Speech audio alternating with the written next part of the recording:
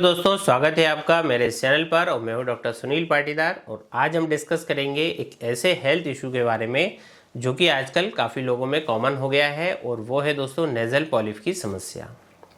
अगर आपको या आपके किसी क्लोज फ्रेंड या फैमिली मेम्बर्स को बार बार ब्लॉक नोज, स्नीजिंग या ब्रीथिंग डिफ़िकल्टी की प्रॉब्लम होती है तो ये वीडियो आपके लिए काफ़ी हेल्पफुल हो सकता है। नेज़ल पॉलिप को समझना इसलिए ज़रूरी है क्योंकि ये जो कंडीशन है हमारी डेली लाइफ को अफेक्ट कर सकती है, और अगर इस पर ध्यान ना दिया जाए तो ये और भी ज़्यादा सीवियर हो सकती है। तो चलिए शुरुआत करते हैं और सबसे पहले समझते हैं कि नेज़ल पॉलिप क्या होते हैं और ये कैसे डेवलप होते हैं। तो दोस्तों, सिंपल भाषा में बोले तो नेज़ल पॉलिप आपकी नोज़ में सॉफ्ट, पेनलेस और नॉन कैंसरस ग्रोथ होती है जो आपके नेज़ल पासेज या साइनसेस में डेवलप होती है। ये ग्रोथ काफ़ी सॉफ्ट होती है और जनरली बैलून या फिर टीयर ड्रॉप शेप में ये होती है, और अगर आप इन्हें देखें तो ये छोटे छोटे मांस जैसे लगते हैं जो नाक के अंदर ऑब्स्ट्रक्शन की फीलिंग क्रिएट करवाते हैं। दोस्तों, नेज़ल पॉलिप मेनली तब बनते हैं जब आपकी जो नोज़ और साइनसेस की जो लाइनिंग है इसमें इन्फ्लेमेशन हो जाता है, और ये जो इन्फ्लेमेशन है क्रॉनिक हो जाए, यानी कि यदि लंबे समय तक यदि ये रह जाए तो इसकी वजह से ये नेज़ल पासेज में स्वेलिंग और फ्लूइड बिल्डअप करने लगते हैं और धीरे धीरे ये पॉलिप फॉर्म होने लगते हैं। ये पॉलिप अकेली ग्रोथ भी हो सकती है, लेकिन काफ़ी लोगों में ये क्लस्टर्स के फॉर्म में बनते हैं, यानी मल्टीपल भी हो सकते हैं, जो ब्रीथिंग को और डिफ़िकल्ट आपका फिर बना देते हैं। अब बात करते हैं इसके कॉजेज़ की, मतलब कि जो नेज़ल पॉलिप है क्यों और कैसे बनते हैं। तो दोस्तों, सबसे कॉमन रीज़न जो नेज़ल पॉलिप के पीछे होता है वो है क्रॉनिक इन्फ्लेमेशन। जैसे अगर आपको बार बार एलर्जी होती है, आपको अस्थमा रहता है, या फिर आपको साइनसाइटिस की समस्या है, तो आपके जो नेज़ल पासेज हैं इसमें क्रॉनिक इन्फ्लेमेशन डेवलप हो सकता है जो कि नेज़ल पॉलिप बनने के रिस्क को बढ़ा देता है। एक और इम्पोर्टेंट फैक्टर होता है जेनेटिक प्रेडिस्पोजिशन, मतलब कि कुछ लोगों में जेनेटिक मेकअप की वजह से नेज़ल पॉलिप डेवलप होने के चांस उनको बढ़ जाते हैं। और फाइनली कुछ लोगों में ये इम्यून रिस्पॉन्स की वजह से भी हो सकते हैं, जिसमें बॉडी का जो इम्यून सिस्टम है ओवर रिएक्ट करता है और नेज़ल लाइनिंग को इन्फ्लेम्ड कर देता है। तो चलिए अब बात करते हैं साइन एंड सिम्टम्स के बारे में, यानी कि जो नेज़ल पॉलिप होने पर हमें कैसे कैसे सिम्टम्स दिखाई दे सकते हैं। तो नेज़ल पॉलिप के कुछ कॉमन सिम्टम्स होते हैं, जैसे कि ब्लॉक्ड नोज़, ये सबसे कॉमन है। नेज़ल पॉलिप की वजह से ब्लॉक्ड नोज़ हो जाती है और सांस लेने में मुश्किल होती है, स्पेशली कि जब आप सो रहे होते हैं। अगला सिम्टम है दोस्तों की रनिंग नोज़। कई बार नेज़ल पॉलिप की वजह से आपकी जो नोज़ है उसमें कंटिन्यूसली वाटरी फील होता है आपको, और आपको बार बार नोज़ को वाइप करने की ज़रूरत पड़ती है। तो ये एक इरिटेटिंग सिम्टम है जो कि आपको अनकंफर्टेबल कर सकता है। दोस्तों, कि अगर आपको बार बार छींक आ रही है तो ये भी एक सिम्टम इसका होता है। एलर्जी की वजह से नेज़ल पॉलिप के साथ साथ स्नीजिंग भी कॉमनली देखी जाती है, और अगर आपको लगातार स्नीजिंग की प्रॉब्लम हो रही है तो हो सकता है आपको नेज़ल पॉलिप हो। नेक्स्ट सिम्टम है दोस्तों कि loss of smell and loss of taste. Nasal polyp के होने पर आपकी जो स्मेलिंग और टेस्टिंग सेंस जो है वो वीक हो जाते हैं। बहुत से लोग कंप्लेन करते हैं कि उन्हें खुशबू या फिर जो टेस्ट है वो महसूस नहीं होता है। अब बात करते हैं नेक्स्ट सिम्टम की, वो है दोस्तों फेशियल पेन। नेज़ल पॉलिप की वजह से फेस में, स्पेशली आपके आईज़ और फोरहेड के आसपास आपको प्रेशर और पेन महसूस होता है। कई लोगों को फ्रीक्वेंटली हेडेक और माइग्रेन की प्रॉब्लम भी इसकी वजह से हो सकती है, कि जो नेज़ल कंजेशन और साइनस प्रेशर की वजह से होता है। अगर आपको ये सिम्टम्स फ्रीक्वेंटली फील होते हैं और वो भी क्रॉनिक बेसिस पर, तो चांस है कि आपको नेज़ल पॉलिप का इशू हो सकता है। अब चलिए एक होम रेमेडी के बारे में बात करते हैं कि जो आप घर पर बड़ी आसानी से नेज़ल पॉलिप को मैनेज करने के लिए ट्राई कर सकते हैं। और ये एक सिंपल और प्रैक्टिकल होम रेमेडी है दोस्तों, और वो है स्टीम इन्हेलेशन। दोस्तों, भाप का लेना, यानी कि स्टीम इन्हेलेशन की वजह से आपका जो नेज़ल पासेज है ये क्लियर हो सकता है, और पॉलिप की वजह से जो ब्लॉकेज है वो भी रिड्यूस हो सकता है। इसके लिए आपको एक बाउल में गर्म पानी लेना है और उसमें अपना फेस रख के और स्टीम आपको लेना है। ध्यान रखें कि जो गर्म पानी है वो एकदम से आपके फेस के पास ना रहे, थोड़ी दूरी बनानी है, नहीं तो आपकी स्किन इससे बर्न हो सकती है। तो ये ऐसा आप डेली 10 से 15 मिनट के लिए करें, और धीरे धीरे आपको ब्रीथिंग में सुधार आने लगेगा, आप कंफर्टेबल महसूस करेंगे।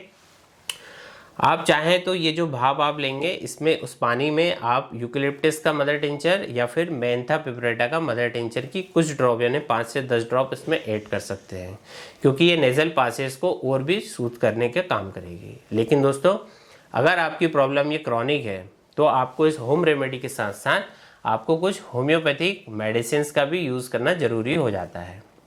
और यहाँ होम्योपैथिक मेडिसिन का जो रोल है काफ़ी इफ़ेक्टिव होता है। चलिए कुछ इंपॉर्टेंट होम्योपैथिक मेडिसिन के बारे में भी डिस्कस कर लेते हैं जो कि नेज़ल पॉलिप के केस में बहुत ही ज़्यादा शानदार रिजल्ट देती है। सबसे पहले बात करते हैं एक दवा जिसका नाम है कैलकेरिया कार्बोनिका।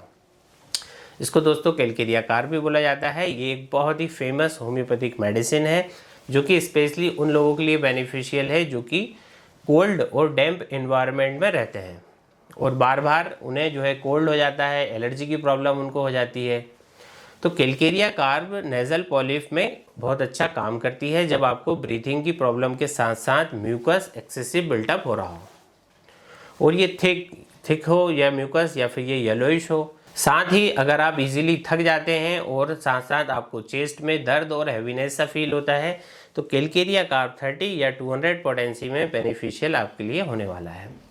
तो ये क्या करता है, ग्रेजुअली पॉलिप को श्रिंक करने में मदद करता है, इन्फ्लेमेशन को रिड्यूस करता है। इसका जो डोज रहेगा 2 बूंद डायरेक्टली ऑन टंग दिन में 3 बार आपको लेना है। दूसरी मेडिसिन है दोस्तों थूजा ऑक्सीडेंटलिस यानी कि थूजा। ये रेमेडी स्पेशली तब दी जाती है जब नेज़ल पॉलिप की टेंडेंसी आपकी बॉडी में साइकोटिक मियाज्म की वजह से होती है। थूजा उन पॉलिप्स के केस में काम आती है जो काफ़ी परसिस्टेंट होते हैं और रिपीटेडली आपको डिस्कम्फर्ट देते हैं। अगर पॉलिप की वजह से आपके फेस में प्रेशर फील हो रहा है और नोज ब्लॉक्ड रहता है तो थूजा आपके लिए काफ़ी इफेक्टिव हो सकती है। इसको कॉमनली 30 या 200 पोटेंसी में प्रेस्क्राइब किया जाता है और ये आपके पॉलिप को नेचुरली श्रिंक करने का काम करती है। आपको दोस्तों नाक में इसको नहीं डालना है, आपको इसको जुबान पर लेना है 2 बूंद सुबह और 2 बूंद रात को डायरेक्टली ऑन टंग। अगली मेडिसिन है साइलीसिया जो कि उन केसेस में दी जाती है जिसमें पॉलिप के साथ साथ इन्फेक्शन या पस फॉर्मेशन हो जाता है।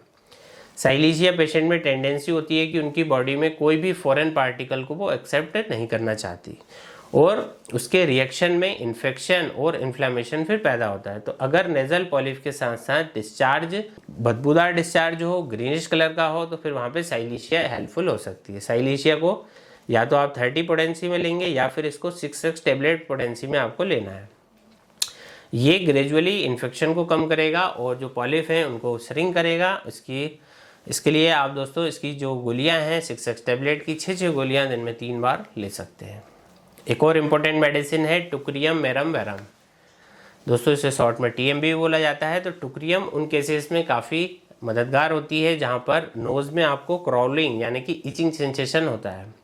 पेशेंट बार बार उसको अपनी नोज़ को रब करने का उसका मन करता हो तो अगर नेज़ल पॉलिप की वजह से आपको ये सेंसेशन हो रहा है और नोज़ में आपको बहुत ज़्यादा इरिटेशन फील हो रहा है तो टुक्रियम को 30 पोटेंसी में लेना आपके लिए फ़ायदेमंद होने वाला है। दोस्तों पॉलिप के ये साथ साथ पॉलिप के साइज़ को भी कम करती है और नोज़ के अंदर जो इरिटेशन हो रहा है उसे ये रिड्यूस करने में मदद करती है। लास्ट बट नॉट लीस्ट दोस्तों एक दवा है सेंगुनेरिया कैनाडेंसिस यानी कि सेंगुनेरिया। ये जो मेडिसिन है स्पेशली उन लोगों के लिए दी जाती है जिनको कि नेज़ल कंजेशन के साथ साथ फ्रीक्वेंटली हेडेक और माइग्रेन की समस्या होती है। अगर नेज़ल पॉलिप की वजह से हेड में, फेस में आपको प्रेशर फील हो रहा है, पेन फील हो रहा है तो फिर सेंगुनेरिया को कंसीडर किया जा सकता है। ये रेमेडी हेडेक और नेज़ल कंजेशन दोनों को रिलीव करने में इफेक्टिव होती है और पॉलिप की स्वेलिंग को कम करने में मदद करती है। कॉमन पोटेंसीन जो इसके लिए प्रिस्क्राइब की जाती है वो है 30 और दोस्तों डोज रहेगा 2 बूंद डायरेक्टली ऑन टंग दिन में 3 बार। तो दोस्तों अगर आप या आपके कोई फैमिली मेम्बर नेज़ल पॉलिप की समस्या से पीड़ित है तो उसको ये होम्योपैथिक मेडिसिन काफ़ी इफ़ेक्टिव इसके लिए साबित हो सकती है। लेकिन दोस्तों याद रखें कि इन्हें सही पोटेंसी और डोजेज में लेना भी ज़रूरी होता है जो आपके सिम्टम्स और बॉडी के रिस्पॉन्स पर डिपेंड करता है। इसलिए हमेशा एक क्वालिफाइड होम्योपैथिक डॉक्टर से कंसल्ट करके इन दवाइयों को लें। तो दोस्तों ये था हमारा आज का डिस्कशन नेज़ल पॉलिप और उसके होम्योपैथिक ट्रीटमेंट के बारे में। अगर आपको ये वीडियो इन्फॉर्मेटिव लगा है तो प्लीज़ इसे लाइक करें, शेयर करें और ऐसे ही हेल्थ रिलेटेड कंटेंट देखने के लिए मेरे इस चैनल को दोस्तों सब्सक्राइब करना ना भूलें। और दोस्तों अगर आपको इस प्रॉब्लम के बारे में और भी कोई डाउट है तो आप हमें मैसेज कर सकते हैं। और यदि आप हमसे कंसल्टेशन लेना चाहते हैं तो नीचे दिए गए व्हाट्सएप नंबर पर आप हमें मैसेज करके अपने लिए अपॉइंटमेंट बुक कर सकते हैं।